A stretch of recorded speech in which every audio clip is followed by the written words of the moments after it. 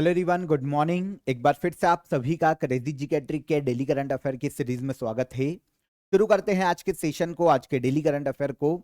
यहां पर हम डिस्कस कर लेते हैं 13 सितंबर के सभी करंट अफेयर को। एक एक फैक्ट, एक एक क्वेश्चन को आराम से सुनिए, एंड तक देखिएगा, वीडियो को नोट कीजिएगा एक एक फैक्ट को, और क्रेजी जीके ट्रिक एप्लीकेशन पर जाकर आप इसकी पीडीएफ को कलेक्ट कीजिए।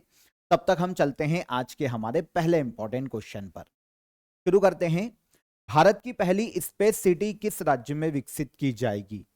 इंडिया की पहली स्पेस सिटी को विकसित किया जा रहा है भारत के आंध्र प्रदेश राज्य में। आंध्र प्रदेश में यह स्पेस सिटी बनाई जाएगी। वैसे आपको पता होना चाहिए कि इसरो के जितने भी रॉकेट लॉन्च किए जाते हैं नॉर्मली, वो आंध्र प्रदेश के श्रीहरिकोटा पर जो सतीश धवन अंतरिक्ष केंद्र है वहीं से लॉन्च किए जाते हैं। अब इंडिया की पहली स्पेस सिटी भी आंध्र प्रदेश में डेवलप की जा रही है, आंध्र प्रदेश के तिरुपति में। ओके। एक प्राइवेट ऑर्गेनाइजेशन है स्काई रूट एरोस्पेस। इस प्रोजेक्ट को इस कंपनी के साथ मिलकर बनाया जाएगा और उद्देश्य भारत में स्पेस सेक्टर को बढ़ावा देना, स्पेस टेक्नोलॉजीज को बढ़ावा देना और इसमें इंडिया को उन्नत करना। तो स्पेस सिटी का निर्माण किया जा रहा है भारत के आंध्र प्रदेश राज्य में। 300 एकड़ में यह पूरा एरिया फैला होगा और 400 करोड़ रुपए इसकी लागत आने वाली है। अब आपके दिमाग में आएगा कि सर स्पेस सिटी एक्चुअल में क्या होता है? तो देखिए क्या होता है, एक पूरा एरिया डेवलप किया जा रहा है जहां पर रॉकेट की मैन्युफैक्चरिंग से लेकर असेंबल किए जाने से लेकर टेस्टिंग और स्टोरेज, लॉन्च किया जाना सभी एक ही एरिया में हो जाएगा। अभी तक इंडिया में ये सारे काम अलग अलग प्लेसेस पर किए जाते थे। कहीं पर निर्माण किया जा रहा है, मैन्युफैक्चरिंग की जा रही है, कहीं पर ले जाकर असेंबल किया जा रहा है, टेस्टिंग अलग जगह पर की जा रही है, स्टोरेज अलग जगह पर है, फाइनली लॉन्च अलग जगह से किया जाता था। अब ये सारी प्रॉब्लम खत्म की जाएगी और स्पेस सिटी को डेवलप किया जाएगा आंध्र प्रदेश में। इससे होगा ये कि प्राइवेट सेक्टर की जितने भी स्टार्टअप या कंपनीज है जो कि स्पेस टेक्नोलॉजीज में काम कर रही है, उन्हें भी एक एनवायरमेंट दिया जा सकेगा और प्रोत्साहित किया जा सकेगा, क्योंकि सारी चीजें एक ही जगह पर आ जाएगी तो इनमें भी काम करने के लिए मोटिवेशन आएगा। फायदे काफी सारे हैं। इंडिया की प्राइवेट स्पेस इंडस्ट्रीज को बूस्ट मिलेगा, जैसा कि मैंने आपको बताया। एरोस्पेस और डिफेंस सेक्टर में हम और ज्यादा मेक इन इंडिया को बढ़ावा दे पाएंगे, आत्मनिर्भर भारत को बढ़ावा दे पाएंगे, क्योंकि सारी कंपनीज यहीं पर काम करेगी। स्किल्ड जॉब्स और रिसर्च और डेवलपमेंट्स की जो जॉब्स है उनमें ये जॉब्स ज्यादा बढ़ेगी इंडिया में और बेरोजगारी को कम किया जा सकता है। तो फाइनली स्पेस सिटी का निर्माण किया जा रहा है आंध्र प्रदेश के तिरुपति में। देखिए Indian government Skyroot Aerospace के साथ मिलकर इसका निर्माण कर रही है, जो कि एक स्टार्टअप है जो इसरो के ही जो पहले इंजीनियर्स रह चुके हैं, साइंटिस्ट रह चुके हैं, इन्होंने इसे शुरू किया था। स्पेस टेक्नोलॉजीज का विकास करना, स्पेस सेक्टर में काम करना इस स्टार्टअप का मुख्य कार्य है। तेलंगाना के हैदराबाद में इसका हेडक्वार्टर है और यह स्थापित की गई थी 2018 में। तो इंडियन गवर्नमेंट के साथ मिलकर यह बना रही है इंडिया की पहली स्पेस सिटी आंध्र प्रदेश के तिरुपति में। भारत ने उत्तराखंड पर्यटन को बढ़ावा देने के लिए 126 मिलियन की डील किस इंटरनेशनल ऑर्गेनाइजेशन के साथ की है? तो इंडिया ने टिहरी डैम, जो कि उत्तराखंड राज्य में है, यहां पर जो टिहरी लेक है, उस टिहरी लेक प्रोजेक्ट को डेवलप करने के लिए, प्रोजेक्ट शुरू करने के लिए ऑलमोस्ट 126.4 मिलियन अमेरिकी डॉलर का एक एग्रीमेंट किया है, एक डील की है, और ये की है एशियन डेवलपमेंट बैंक के साथ में। तो इंडियन गवर्नमेंट ने एशियन डेवलपमेंट बैंक के साथ इस डील को हाल ही में साइन किया। उत्तराखंड की टिहरी लेक प्रोजेक्ट को डेवलप किया जाएगा और इसका मेन ऑब्जेक्टिव है कि उत्तराखंड में सस्टेनेबल और जो क्लाइमेट रेसिलिएंट टूरिज्म है इसको बढ़ावा दिया जा सके। इसके लिए देखिए टिहरी लेक प्रोजेक्ट, पहले तो इसको समझिए कि ये क्या है। उत्तराखंड में एक डैम है जो कि भारत का सबसे ऊंचा डैम है, टिहरी डैम उत्तराखंड में आता है। इस डैम के पीछे जो आर्टिफिशियल लेक का निर्माण हुआ है, वहां पर टिहरी लेक प्रोजेक्ट की शुरुआत की जा रही है। टिहरी गढ़वाल डिस्ट्रिक्ट है उत्तराखंड में, यहां पर यह टिहरी लेक एरिया में शुरू किया जाएगा। एरिया को टूरिज्म डेस्टिनेशन बनाया जाएगा, टूरिज्म के लिए डेवलप किया जाएगा, ताकि हर सीजन में यहां पर टूरिस्ट आए और राज्य की इकोनॉमी को बूस्ट दिया जा सके, जिसमें टूरिज्म का एक अच्छा योगदान हो। तो ये डील की गई है एशियन डेवलपमेंट बैंक के साथ, हाल ही में एडीबी के साथ। ठीक है, अब इसमें फायदे ये होंगे, डील के तहत जो काम किए जाएंगे, टूरिज्म के लिए इंफ्रास्ट्रक्चर को डेवलप किया जा सकेगा लेक के आसपास। ठीक है, टूरिज्म को आकर्षित किया जा सकेगा, और इसके अलावा जो फ्लड्स आते हैं, लैंडस्लाइड होती है, अदर जो नेचुरल डिजास्टर आते हैं, उनके लिए इंफ्रास्ट्रक्चर को बनाया जा सकेगा उस लेवल का, ताकि इनसे निपटा जा सके। तो यहाँ पर लोकल जॉब्स काफी सारी डेवलप होने वाली है उत्तराखंड के इस पर्टिकुलर रीजन में, और हर साल 2.7 मिलियन टूरिस्ट को यहाँ पर बेहतर सुविधा दी जा सकेगी। तो टिहरी लेक प्रोजेक्ट, इसके लिए एशियन डेवलपमेंट बैंक के साथ समझौता किया है इंडियन गवर्नमेंट ने, और एक एग्रीमेंट साइन किया। टिहरी लेक में आपको टिहरी डैम के बारे में क्वेश्चन पूछा जा सकता है, इसके बारे में आपको पता होना चाहिए। देखिए, लेक तो आर्टिफिशियल है, क्योंकि जो डैम बना था ना, उसके पीछे इसका निर्माण किया गया। तो डैम 2006 में ऑपरेशनल किया गया था, 2006 में शुरू हुआ था टिहरी डैम। इंडिया का सबसे बड़ा और दुनिया का 13वां सबसे बड़ा डैम है उत्तराखंड के टिहरी डैम। किस नदी पर ये क्वेश्चन आ सकता है, तो ये भागीरथी नदी पर देखने को मिलता है, और जो टिहरी लेक है वो भी भागीरथी नदी पर, ये जो डैम है इसके पीछे है। ठीक है, 260 मीटर ऑलमोस्ट इसकी हाइट देखने को मिलती है, और यहां से विद्युत उत्पादन क्षमता 1000 मेगावाट की इसकी कैपेसिटी है टिहरी डैम की। टिहरी भागीरथी परियोजना के नाम से आप इसको याद कर लो, क्योंकि टिहरी डैम से हमेशा क्वेश्चन आया कि किस नदी पर है, तो ये भागीरथी नदी पर है। तो इसको पूरा नाम याद कर लो, टिहरी भागीरथी परियोजना, तो याद हो जाएगा, नदी भी बीच में। ठीक है, इंडिया का सबसे ऊंचा डैम। क्लियर हो गया, समझ में आया। एशियन डेवलपमेंट बैंक एशिया का एक मतलब एशिया के देशों में डेवलपमेंट के लिए काम करने वाला बैंक है। एशिया के देशों में इकोनॉमिक डेवलपमेंट को ये बढ़ावा देता है। फिलीपींस के मनीला में इसका हेडक्वार्टर है। 10 दिसंबर 1966 में इसकी स्थापना की गई थी, और मसाटो कांडा इसके वर्तमान में प्रेसिडेंट के पद पर हैं। ये कुछ समय पहले ही बने हैं एशियन डेवलपमेंट बैंक के अध्यक्ष। ऑफर ऑफ द डे में आप सभी के लिए आप 1000 एमसीक्यू सीरीज को ज्वाइन कर सकते हैं। साइंस, पॉलिटी और ज्योग्राफी के यहां पर आपको 1000 एमसीक्यूज दिए जा रहे हैं, जिसमें आपको विथ डिटेल एक्सप्लेनेशन भी मिल जाएगा, और साथ ही साथ आपको वीडियो लेक्चर्स, वीडियो सोल्यूशन भी आपके कोर्स के अंदर मिल जाएंगे। तो तीनों की ही लिंक मैंने आपको डिस्क्रिप्शन में दे दी है। काफी अफोर्डेबल प्राइस में आप इन तीनों को ज्वाइन कर सकते हैं। तीनों की लिंक अलग अलग है, ध्यान से देखिएगा आपको कौन सा ज्वाइन करना है। प्रीवियस जितनी भी एग्जाम्स हुई हैं उनके एनालिसिस, उनके जो पीवाईक्यूज है उनके एनालिसिस, सारे क्वेश्चन को एनालिसिस करके आपके लिए ये क्वेश्चन तैयार किए गए हैं। अगर देखिए किसी भी एग्जाम में पॉलिटी का कोई क्वेश्चन आता है, आपने ये 1000 क्वेश्चन लगा लिए, आपने सॉल्व कर लिए, वीडियो लेक्चर्स भी है, सोल्यूशन लेक्चर्स आपके लिए, प्रैक्टिस टेस्ट है, अगर आपने ये पूरा लगा लिए 1000 क्वेश्चन, तो आपका किसी भी एग्जाम में पॉलिटी का क्वेश्चन बाहर नहीं जाएगा। जितने भी कॉन्सेप्ट पर जैसे भी क्वेश्चन पूछे जाते हैं, जितने भी घुमा फिरा के, वो सब आपके यहाँ पर कवर किए गए हैं। तो तीनों को आप ज्वाइन कर सकते हैं, डिस्क्रिप्शन में लिंक है, वहां पर क्लिक कीजिए, ज्वाइन कीजिए। कोई भी आपको हर्डल आता है तो हेल्पलाइन नंबर पर आप कॉल कीजिए, व्हाट्सअप कर दीजिए, आपका कोई भी क्वेश्चन हो तो हमारी सपोर्ट टीम आपकी मदद कर देगी। तब तक हम चलते हैं अगले क्वेश्चन पर। हमारे भारत की सबसे तेज ट्रेन हाल ही में कौन सी बनी है?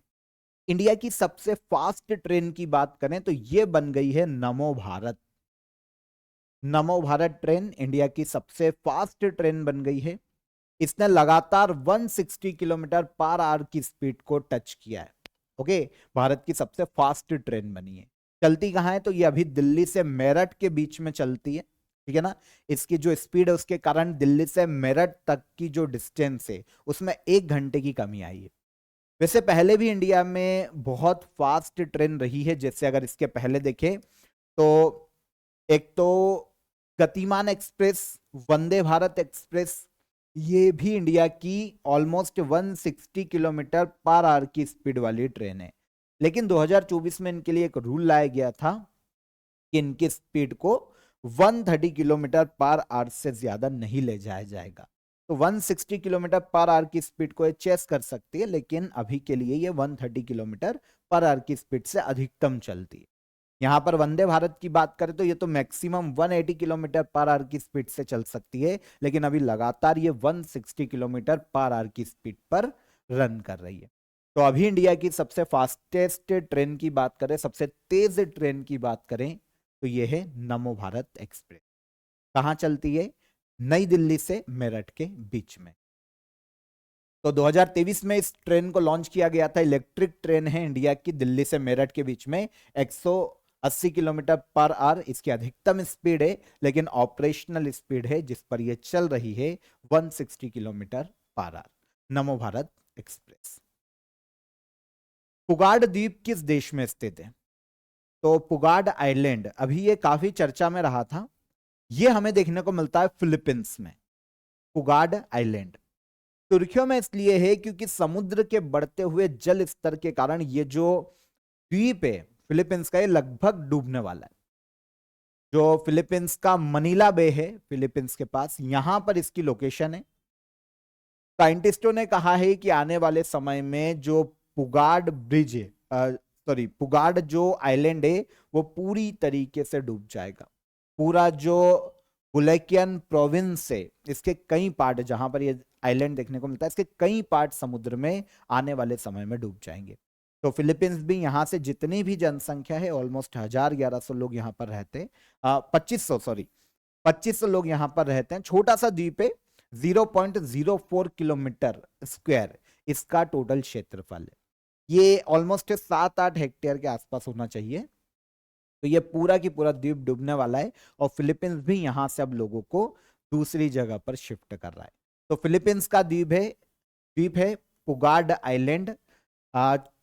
समुद्र के बढ़ते हुए जल स्तर के कारण और समुद्र में जो मनीला बे में जो बार बार ज्वार आ रहे हैं उसके कारण ये लगातार डूबने की कगार पर है। ठीक है ना? तो सी लेवल इसके आसपास दुनिया के दूसरे क्षेत्रों के अगर कंपैरिजन में देखें तो बहुत ज्यादा बढ़ रहा है, इसलिए इसके डूबने की चेतावनी जारी की गई है साइंटिस्टों के द्वारा बढ़ते हुए ग्लोबल वार्मिंग के कारण। ठीक है, तो ये पता चल गया हमको मनीला बे में ये पर्टिकुलर आइलैंड देखने को मिलता है।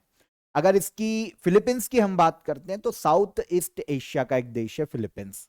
कैपिटल है मनीला। फिलिपिन पेसो यहाँ के ऑफिशियल करेंसी है और बोंग बोंग मार्कोस यहाँ के प्रेसिडेंट के पद पर हैं। वेस्ट पैसिफिक ओशियन में ये लोकेटेड है फिलीपींस। भारत का सबसे बड़ा ग्रीन अमोनिया प्रोजेक्ट कहां बनाया जा रहा है? इंडिया का सबसे बड़ा ग्रीन अमोनिया प्रोजेक्ट बनाया जा रहा है ओडिशा राज्य में। इंडिया का सबसे बड़ा ग्रीन अमोनिया प्रोजेक्ट ओडिशा के पर्टिकुलर गोपालपुर नाम के क्षेत्र में इसे बनाया जा रहा है। अभी इसका निर्माण शुरू किया गया है। प्रोजेक्ट 2029-30 तक कंप्लीट हो जाएगा और फिर यहां पर ग्रीन अमोनिया के निर्माण की प्रोसेस शुरू की जाएगी। इस प्लांट से हर साल 0.4 million ton green ammonia produce किया जाएगा और स्पेशली इसे एक्सपोर्ट किया जाएगा जापान को, क्योंकि जापान की ही कंपनी है जिसने भारत की कंपनी के साथ मिलकर यह प्रोजेक्ट लगाया है। इंडिया का सबसे बड़ा ग्रीन अमोनिया प्रोजेक्ट, तो जापान को ही यह सप्लाई किया जाएगा इन फ्यूचर। अगर हम ग्रीन अमोनिया की बात करें कि ये क्या है, तो पहले तो हम समझे कि जो नॉर्मल अमोनिया होता है काफी चीजों में यूज किया जाता है, जैसे उर्वरक फर्टिलाइजर बनाने में, है ना, यूरिया जो होता है उसको बनाने में तो अमोनिया का काफी यूज किया जाता है। अब एक होता है नॉर्मल अमोनिया जो नाइट्रोजन और हाइड्रोजन को मिलाकर बनाया जाता है। नाइट्रोजन और हाइड्रोजन इनको मिलाकर अमोनिया गैस बनाई जाती है। अब इसमें क्या होता है, जब अमोनिया गैस बनाई जा रही है ना, तो उसमें जो हाइड्रोजन चाहिए होगा उसे नॉर्मली फॉसिल्स फ्यूल से निकाला जाता है। और जब ये फॉसिल्स फ्यूल से निकाला जाता है ना, तो इसमें CO2 का उत्सर्जन बहुत ज्यादा होता है। तो ग्लोबल वार्मिंग इफेक्ट हो रहा है किसको निकालने में? हाइड्रोजन को निकालने में, क्योंकि इसे फॉसिल्स फ्यूल से निकाला जा रहा है। अब जब नाइट्रोजन और हाइड्रोजन से अमोनिया बनाया जाता है तो ये नॉर्मल अमोनिया है जिससे कार्बन उत्सर्जन बहुत ज्यादा हुआ है, क्योंकि CO2 गैस इसमें निकलती है जब हाइड्रोजन को निकाला जाता है। लेकिन जब ग्रीन अमोनिया की बात होगी तो उसके निर्माण में जो हाइड्रोजन यूज किया जाएगा उसको पानी से निकाला जाएगा, और पानी से निकालते समय उसमें रिन्यूएबल एनर्जी का यूज किया जाएगा। रिन्यूएबल एनर्जी जो कि सोलर एनर्जी है, विंड एनर्जी है, जब इनका यूज किया जाएगा तो हाइड्रोजन हो गया, ठीक है, जिसमें कार्बन का उत्सर्जन बिल्कुल देखने को नहीं मिला। और अब इससे और नाइट्रोजन से जब अमोनिया का निर्माण किया जाएगा तो ये हो जाएगा ग्रीन अमोनिया। आया समझ? तो ग्रीन अमोनिया के निर्माण में कार्बन उत्सर्जन नहीं होता है बिल्कुल, इसीलिए इसे कहा जाता है ग्रीन अमोनिया। ठीक है ना? तो आई होप समझा पाया हूंगा मैं आपको। अमोनिया के यूज, जैसा कि मैंने आपको बताया, यूरिया के निर्माण में अमोनियम नाइट्रेट का निर्माण किया जाता है, अमोनियम सल्फेट का निर्माण किया जाता है, और इनसे फर्टिलाइजर नॉर्मली बनाए जाते हैं, फर्टिलाइजर के रूप में यूज किया जाता है। इसके अलावा प्लास्टिक, डाइज, सिंथेटिक फाइबर्स, है ना, इनको बनाने में भी रॉ मटेरियल के रूप में अमोनिया का ही यूज किया जाता है। कोल्ड स्टोरेज में भी इनका यूज किया जाता है। तो काफी फायदे, अगर ग्रीन अमोनिया प्रोजेक्ट लाया जा रहा है इंडिया का सबसे बड़ा उड़ीसा में, तो इसके काफी फायदे, ग्लोबल वार्मिंग को कंट्रोल करने में मदद मिलेगी। इसके अलावा जो कार्बन उत्सर्जन है उसको कंट्रोल किया जा सकेगा, और फाइनली अमोनिया प्रोडक्शन और उसका एक्सपोर्ट बढ़ेगा इंडिया से, है ना? तो इंडिया को ग्रीन एनर्जी हब के रूप में भी डेवलप किया जा सकता है। तो ओडिशा में इंडिया का सबसे बड़ा ग्रीन अमोनिया प्लांट या प्रोजेक्ट लगाया जा रहा है। पहली green hydrogen research and development conference का आयोजन कहां किया गया? अब यहां पर बात हो रही है ग्रीन हाइड्रोजन की। पहली green hydrogen research and development conference आयोजित की गई है भारत की राजधानी नई दिल्ली में। ओके, नई दिल्ली में रिसेंटली 11-12 सितंबर को first annual green hydrogen research and development conference का आयोजन किया गया। Ministry of new and renewable energy ने इसका आयोजन किया। उद्देश्य क्या है? तो भारत में ग्रीन हाइड्रोजन के क्षेत्र में इंडिया को ग्लोबल हब बनाना, इंडिया में ग्रीन हाइड्रोजन के निर्माण को बढ़ावा देना, और ग्रीन हाइड्रोजन के निर्माण पर चर्चा करना कि हर्डल्स क्या क्या हैं, फ्यूचर कैसा हो सकता है ग्रीन हाइड्रोजन का, और कैसे हम इसके जो प्रोडक्शन है उसको बढ़ा सकते हैं। तो इन सभी पर first annual green hydrogen research and development conference आयोजित की गई नई दिल्ली में, है ना? कॉन्फ्रेंस में जो इंडिया का नेशनल ग्रीन हाइड्रोजन मिशन है इस पर भी चर्चा की गई। ग्रीन हाइड्रोजन मिशन की बात बाद में करेंगे, पहले यहां पर जो एक बहुत ही इंपॉर्टेंट डिसीजन लिया गया उसकी बात कर लेते हैं। भारत के जो न्यू और रिन्यूएबल एनर्जी मिनिस्टर हैं प्रहलाद जोशी, इन्होंने अनाउंस किया है कि हाइड्रोजन इनोवेशन को, ग्रीन हाइड्रोजन इनोवेशन को सपोर्ट करने के लिए जो स्टार्टअप्स हैं जो इस क्षेत्र में काम करते हैं उनको 100 करोड़ रुपए का फंड दिया जाएगा। मतलब अलग अलग स्टार्टअप्स में ये 100 करोड़ रुपए का फंड बांटा जाएगा ताकि ग्रीन हाइड्रोजन के प्रोडक्शन को बढ़ावा दिया जाए। National green hydrogen mission, Bharat को ग्रीन हाइड्रोजन का हब बनाना, भारत में ग्रीन हाइड्रोजन के प्रोडक्शन, यूज और एक्सपोर्ट को बढ़ाने के लिए इसको अनाउंस किया गया था भारत के पीएम के द्वारा 15 अगस्त 2021 में, इंडिपेंडेंस डे पर, और इसे बाद में लागू किया गया 4 जनवरी 2023 को। इसके लिए सेंट्रल गवर्नमेंट ने 19,744 करोड़ रुपए का बजट रखा है 2023 के फाइनेंशियल ईयर से लेकर 2029-30 के फाइनेंशियल ईयर। तो नेशनल ग्रीन हाइड्रोजन मिशन कब लॉन्च किया गया? 4 जनवरी 2023 को। नेशनल स्टॉक एक्सचेंज का नया चेयरमैन किसे नियुक्त किया गया? एनएससी, नेशनल स्टॉक एक्सचेंज, इसके नए अध्यक्ष या चेयरमैन के रूप में अपॉइंट किए गए इंजेती श्रीनिवास। ठीक है, तो इंजेती श्रीनिवास, यहां पर आप इनकी इमेज देख लीजिए, ये नेशनल स्टॉक एक्सचेंज के नए चेयरमैन नियुक्त किए गए। इनके पहले ये इंटरनेशनल फाइनेंशियल सर्विस जो सेंटर्स अथॉरिटी है उसके पहले चेयरमैन के रूप में भी काम कर चुके। और अब फाइनली इंजेती श्रीनिवास को एनएससी मतलब नेशनल स्टॉक एक्सचेंज का अध्यक्ष बनाया गया। आपको पता है नेशनल स्टॉक एक्सचेंज और एक है बॉम्बे स्टॉक एक्सचेंज, भारत में शेयर्स की बाय सेल करने के लिए एक स्टॉक एक्सचेंज है, प्लेटफॉर्म है। यहां पर नेशनल स्टॉक एक्सचेंज दुनिया का 5वां सबसे बड़ा स्टॉक एक्सचेंज है। इसकी स्थापना 27 नवंबर 1992 में की गई थी और हेडक्वार्टर मुंबई में देखने को मिलता है। कभी क्वेश्चन ऐसा भी आ सकता है कि नेशनल स्टॉक एक्सचेंज को किस कमेटी की रिकमेंडेशन पर स्थापित किया गया था? तो एक पेरवानी कमेटी थी, इनकी रिकमेंडेशन पर बनाया गया था नेशनल स्टॉक एक्सचेंज को। और इसके अभी रिसेंट चेयरमैन कौन बने? इंजेती श्रीनिवास। ओके, आगे आइए। छात्र आत्महत्याओं को रोकने के लिए नेवर अलोन एआई एप्लीकेशन किसके द्वारा लॉन्च किया गया? तो जो स्टूडेंट सुसाइड से काफी केस देखने को मिलता है सुसाइड के, स्पेशली अगर हम देखें तो काफी जो इंडिया के बहुत बड़े एजुकेशन हब्स हैं, कोटा ले लो, तो यहाँ से काफी न्यूज आती है स्टूडेंट सुसाइड को लेकर।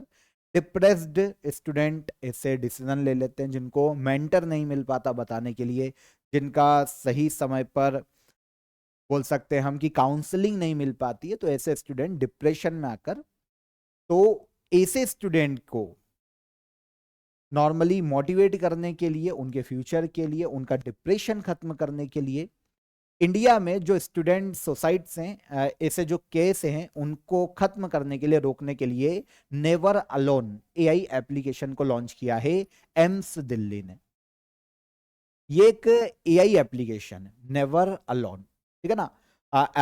व्हाट्सएप पर 24 आवर इसको एक्सेस किया जा सकता है। आर्टिफिशियल इंटेलिजेंस बेस्ड एप्लीकेशन है। स्टूडेंट यहाँ पर स्टूडेंट की काउंसलिंग की जाती है। स्टूडेंट यहाँ पर अपने जो भी समस्याएं, जो भी प्रॉब्लम है वो शेयर कर सकते हैं और यहाँ पर उनकी काउंसलिंग की जाती है। अभी ये जो एम्स इंस्टीट्यूशन वाले जो स्टूडेंट्स हैं उनके लिए फ्री है, अदर इंस्टीट्यूशन के लिए यहाँ पर सब्सक्रिप्शन का प्रावधान है। ठीक है, हम इतना डेप्थ में नहीं जाएंगे, हम केवल ये देखते हैं कि डेवलप किसने किया है। तो एम्स दिल्ली के द्वारा नेवर अलोन एआई एप्लीकेशन को लॉन्च किया।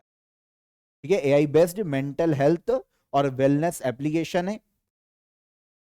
यहां पर इंपॉर्टेंट इसलिए है क्योंकि जितने भी स्टूडेंट यहां पर रजिस्टर्ड होंगे उनकी प्राइवेसी को भी ध्यान में रखा जाएगा। हाई सिक्योर एक एप्लीकेशन है, एआई बेस्ड एप्लीकेशन है। फायदा यह होगा कि स्टूडेंट कभी भी इसे एक्सेस कर सकते, स्टूडेंट की काउंसलिंग की जा सकती है। मेंटल हेल्थ को लेकर सोसाइटी में इससे अवेयरनेस बढ़ेगी। स्टूडेंट अपनी मेंटल हेल्थ के बारे में जान सकेंगे और कोई भी प्रॉब्लम है तो उसे शेयर कर सकेंगे, ताकि इन फ्यूचर स्टूडेंट्स जो सुसाइड से उनको रोका जा सकेगा। ठीक है, तो एम्स दिल्ली को इसे डेवलप करने का श्रेय दिया जाता है। इंडिया में अगर हम स्टूडेंट सुसाइड्स का डेटा देखें तो दुनिया में ऑल ओवर वर्ल्ड में हर 45 मिनट में एक व्यक्ति सुसाइड कर रहा है। ऑब्वियस सी बात है, डिप्रेशन के कारण, अगर वो अकेला है तो अकेलेपन के कारण, अकेलापन एक डिप्रेशन का बहुत बड़ा कारण है, तो ये कारण है। ठीक है, 73% सुसाइड जो है लो और मिडिल इनकम वाले जो देश है ना उनमें देखने को मिलती। एक डेटा है कि टोटल सुसाइड्स में से 35% जो सुसाइड है वो 18 से 30 साल के एज ग्रुप के जो लोग हैं उनमें देखी जाती है। ठीक है, तो इसीलिए जरूरी है कि कोई भी डिप्रेशन हो तो अपने माता पिता से बात करो, अपने फैमिली मेंबर्स, अपने जो मेंटर है उनसे बात करो, अपने फ्रेंड्स से शेयर करो एटलीस्ट, क्योंकि फ्रेंड्स तो है ही है हमारे लिए। ठीक है ना, दुख में सबसे ज्यादा, तो शेयर करो अगर कभी भी कुछ ऐसा होता है ना। और कोई प्रॉब्लम नहीं है, देखिए कोई एक रिजल्ट हमारी पूरी लाइफ को सेट नहीं कर सकता है, कोई भी एक रिजल्ट हमारी पूरी लाइफ को कोई दिशा नहीं दे सकता। लाइफ में अलग अलग इंसिडेंट हर समय होते रहते हैं, जो हमें लाइफ में उतार चढ़ाव भी चलता रहता है। तो कभी ऐसा भी हो जाता है कि कहीं हम फेलियर अगर फेस कर रहे हैं तो इसका मतलब ये नहीं है कि वहां पर हमारी लाइफ में फुल स्टॉप लग जाएगा, ऐसा नहीं होता है। प्रकृति और नेचर ने हमारे लिए हो सकता है कुछ अच्छा सोचा हो, ये सोच के आगे बढ़े। और कभी भी डिप्रेशन हो स्पेशली, तो मेंटर, फैमिली मेंबर, जो हमारे पेरेंट्स हैं उनसे जरूर शेयर करें। इवन फ्रेंड्स से तो करें ही करें, है ना। जो हमारे दोस्त हैं, जो बहुत क्लोज है, उनसे तो शेयर करो ही करो, वो 2 थप्पड़ मारेगा और सारा डिप्रेशन खत्म। ठीक है, चलिए। All India institutes of medical science, यहां पर अगर हम एम्स की बात करें तो पब्लिक मेडिकल यूनिवर्सिटीज, है ना, ये एम्स है, भारत सरकार के अंतर्गत आने वाली पब्लिक मेडिकल यूनिवर्सिटीज है। बस अंतर ये है कि इनको खुद का मैनेजमेंट खुद ही करना होता है। 1956 में स्थापना की गई थी एम्स की, ministry of health and family welfare के अंतर्गत ये कार्य करता है। पहला एम्स दिल्ली में स्थापित किया गया था। अभी तो इंडिया में 20 से ज्यादा एम्स कार्यरत है और काफी सारे बनाए भी जा रहे हैं। आगे चलेंगे, भारतीय सेना की एक्सरसाइज सियोम प्रहार कहां आयोजित किया गया? इंडियन आर्मी का एक्सरसाइज सियोम प्रहार की बात करें तो इसका आयोजन किया गया अरुणाचल प्रदेश राज्य में। अरुणाचल प्रदेश में इंडियन आर्मी के द्वारा एक ऐसी एक्सरसाइज है जिसमें ड्रोन टेक्नोलॉजीज का यूज किया गया था। मतलब ड्रोन्स टेक्नोलॉजीज के प्रति हमारी सेना को ट्रेन करना, है ना, परीक्षण करना और उन्हें ट्रेन करना, इसके लिए मुख्य उद्देश्य एक्सरसाइज सियोम प्रहार को आयोजित किए जाने का। तो अरुणाचल प्रदेश में इंडियन आर्मी ने इसे आयोजित किया है। आर्मी ने कई सारे ऑपरेशन किए, कई सारी ड्रिल्स की है और सभी को ड्रोन्स को कंट्रोल करना सिखाया गया, ड्रोन्स को कैसे यूज किया जा सकता है और अलग अलग ड्रोन्स सिस्टम को कैसे हम एक्सेस कर सकते हैं, कैसे यूज कर सकते हैं, इनके बारे में हमारी आर्मी के मेंबर्स को ट्रेन किया गया। तो ये एक्सरसाइज सियोम प्रहार है, आयोजन हुआ अरुणाचल प्रदेश राज्य में, इंडियन आर्मी के द्वारा किया गया है ड्रोन्स टेक्नोलॉजी को समझने की। सितंबर में और अगस्त में जो अदर मिलिट्री एक्सरसाइज हमने पढ़ी है उनके बारे में एक बार बात कर लेते हैं। एक जपाड नाम की मिलिट्री एक्सरसाइज को हमने पढ़ा था, ठीक है ना, ये अभी सितंबर में ही आयोजित की जा रही है। इसका आयोजन रशिया में किया जा रहा है, तो रशिया ने ही इसका आयोजन करा है, सोवियत यूनियन इसका आयोजन करवाती है। इंडिया भी यहां पर पार्टिसिपेट कर रहा है। एक युद्ध अभ्यास, इसका आयोजन 1 से लेकर 14 सितंबर तक किया गया, ठीक है ना, अभी चल रहा है। बायलैटरल मिलिट्री एक्सरसाइज है इंडिया और यूएसए के मध्य में, अलास्का में इसका आयोजन किया जा रहा है। फिर सिलिनेक्स एक बायलैटरल नेवल एक्सरसाइज है इंडिया और श्रीलंका के बीच में, इसका आयोजन लास्ट मंथ अगस्त में किया गया था श्रीलंका के कोलंबो में। इंडिया और श्रीलंका के मध्य में आयोजित की जाती है। एक अभी चल रही है मैत्री, इंडिया और थाईलैंड के मध्य में एक मिलिट्री एक्सरसाइज है, इसका आयोजन अभी किया जा रहा है मेघालय के उमरोई में। और एक ब्राइट स्टार, इसका आयोजन अगस्त सितंबर मंथ में किया गया था। एक से ज्यादा देश यहां पर पार्टिसिपेट करते, तो इंडिया ने भी यहां पर पार्टिसिपेट किया था। 43 कंट्रीज ने यहां पर पार्टिसिपेट किया और इसका आयोजन किया गया था इजिप्ट में। तो अगस्त सितंबर की ये सारी एक्सरसाइज मैं आपको पहले बता चुका हूं, यहां पर मैं आप पॉज करके देख लेना या फिर पीडीएफ में से एक बार पढ़ लेना। हम चलते हैं लास्ट क्वेश्चन पर। 2025 वर्ल्ड एथलेटिक्स चैंपियनशिप का आयोजन कहां किया जाएगा? 2025 वर्ल्ड एथलेटिक्स चैंपियनशिप का आयोजन किया जाने वाला है जापान के टोक्यो में। वर्ल्ड एथलेटिक्स चैंपियनशिप जापान के टोक्यो में ये आयोजित की जा रही है। आज शुरू होगी 13 तारीख को और 21 सितंबर तक इसका आयोजन किया जाएगा। वर्ल्ड एथलेटिक्स चैंपियनशिप 20वां एडिशन है इस चैंपियनशिप का, ठीक है ना। 198 कंट्रीज यहां पर पार्टिसिपेट करेंगे। भारत के 19 प्लेयर यहां पर हिस्सा लेने वाले हैं वर्ल्ड एथलेटिक्स चैंपियनशिप, और इनको लीड करेंगे नीरज चोपड़ा जो कि भारत के जेवलिन थ्रो के खिलाड़ी हैं। एक इंटरनेशनल एथलेटिक्स चैंपियनशिप है, वर्ल्ड एथलेटिक्स चैंपियनशिप 2 साल में एक बार इसका आयोजन किया जाता है। 1983 में शुरुआत की गई थी, वर्ल्ड एथलेटिक्स इसका आयोजन करवाता है। अभी 2025 में टोक्यो जापान में आयोजित की जा रही है। 2023 में हंगरी के बुडापेस्ट में इसका आयोजन किया गया था और 2023 की मेडल टेली में इंडिया की 18वीं रैंक थी, 18 रैंक। अच्छा, उस वक्त फर्स्ट रैंक पर रहा था यूएसए 29 मेडल के साथ और इंडिया की रैंक थी 18।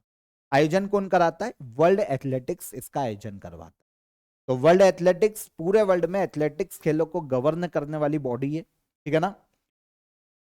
स्थापना 1912 में की गई थी, पहले दूसरे नाम से जाना जाता था, 2019 में इसका नाम कर दिया गया वर्ल्ड एथलेटिक्स। तो स्थापना 1912, मोनाको में हेडक्वार्टर है और सेबेस्टियन कॉय जो कि यूके के रहने वाले हैं, ये प्रेसिडेंट है वर्ल्ड एथलेटिक्स, ठीक है। तो यहां पर 13 सितंबर के हमारे सभी करंट अफेयर हो जाते हैं, डिटेल में हमने डिस्कस किया है कि क्वेश्चन को। अब हम चलते हैं लास्ट डे के करंट अफेयर को रिवाइज कर लेते हैं। हुआंगयाना आइलैंड विवाद किन किन देशों के बीच में है? तो ये चीन, ताइवान और फिलीपींस के बीच में देखने को मिलता है। जोन्स गाहर स्टोरे किस देश के प्रधानमंत्री बने हैं? तो ये नॉर्वे के प्रधानमंत्री बने हैं। भारत द्वारा लॉन्च की गई दुनिया की पहली डिजिटल ट्राइबल यूनिवर्सिटी का क्या नाम है? तो इसका नाम है आदि संस्कृति। लंगकोंग पूजा त्योहार किस जनजाति के द्वारा मनाया जाता है? तो इसे टीवा जनजाति के द्वारा मनाया जाता है। प्रधानमंत्री मत्स्य संपदा योजना को 5 साल पूरे हो चुके हैं। यह योजना कब लॉन्च की गई थी? तो इसे 10 सितंबर 2020 को लॉन्च किया गया था। दिग्विजय दिवस हर साल कब मनाया जाता है? तो ये 11 सितंबर को मनाया जाता है। धर्मेंद्र प्रधान द्वारा पहले विदेशी अटल इनोवेशन सेंटर का इनोग्रेशन कहां किया गया? तो इसका इनोग्रेशन किया गया यूएई में। चर्चा में रहा ताल ज्वालामुखी कहां पर है? तो ये फिलीपींस में देखने को मिलता है। कैबिनेट द्वारा मंजूर किया गया Mokama Munger greenfield highway project किस राज्य में बनाया जाएगा? तो इसे बिहार में बनाया जाएगा। और भारतीय नौसेना द्वारा अपने युद्धपोत पर कमीशन किया गया भारत का पहला 3D एयर सर्विलेंस रडार का क्या नाम है? तो इसका नाम है लांजा एन। ये सारे करंट अफेयर कल के सेशन में हमने डिटेल में समझे थे, रिवाइज हो जाते हैं। अब क्वेश्चन ऑफ द डे के आंसर ले लें। भारतीय संविधान का वो आर्टिकल जो कि प्रेसिडेंट को प्रेसिडेंट रूल लगाने का अधिकार देता है, आर्टिकल 356 है। हरिशेन, है ना, इनकी बात की गई है। तो ये किस शासक के दरबार में थे? तो ये समुद्रगुप्त के दरबार में थे, दरबारी कवि। ऑपरेशन अजय इजराइल और फिलिस्तीन के युद्ध के समय इजराइल से इंडियंस को निकालने के लिए ऑपरेशन अजय चलाया गया था। तो ये तीनों क्वेश्चन के आंसर हो गए। अब आज के क्वेश्चन ऑफ द डे। 2024 में G20 शिखर सम्मेलन की मेजबानी किस देश ने की थी? सिंधु घाटी सभ्यता का सबसे बड़ा भारतीय स्थल कौन सा है? और किसका उपयोग फलों को कृत्रिम रूप से पकाने के लिए किया जाता है? तीनों क्वेश्चन को नोट कीजिए, कमेंट में आंसर कीजिएगा। सेशन कैसा लगा ये भी बताइए। सेशन पसंद आया हो तो वीडियो को लाइक और शेयर कर दीजिए। चैनल पर पहली बार आए हैं तो चैनल को सब्सक्राइब कर लीजिए। 1000 MCQs पॉलिटी, ज्योग्राफी और साइंस मैंने आपको डिस्क्रिप्शन में लिंक दे दी है, वहां से आप उसे ज्वाइन कर सकते हैं। हम कल मुलाकात करेंगे कल के सेशन में, तब तक अपना ख्याल रखिएगा। जय हिंद, जय भारत।